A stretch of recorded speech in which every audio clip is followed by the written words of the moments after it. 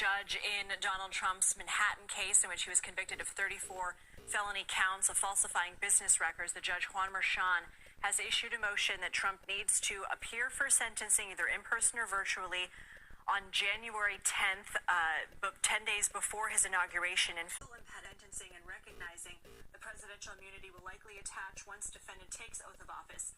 It is incumbent upon this court to set this matter down for the imposition of sentence prior to January 20th, 2025. Now, Katrina, we have been talking about what this means, what the judge could possibly do.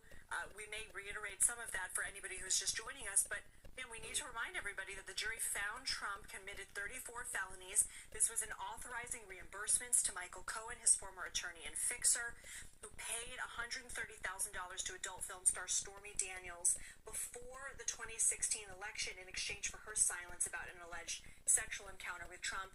Trump denies all allegations, but can you please catch us up to speed again on this case and the specific counts that he was charged and convicted of?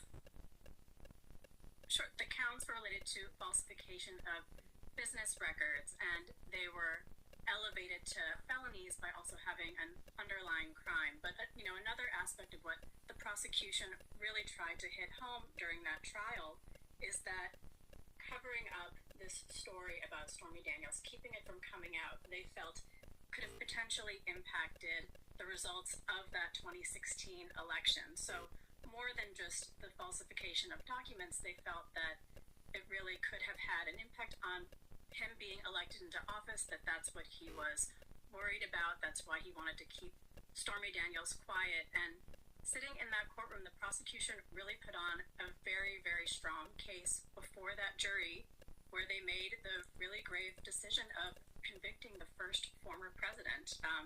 They now have watched him be elected into office, and we are finally going to get to see this sentencing on January 10th. The judge has now decided to move forward with it. A lot of legal experts thought that this might get postponed until after Trump's presidency.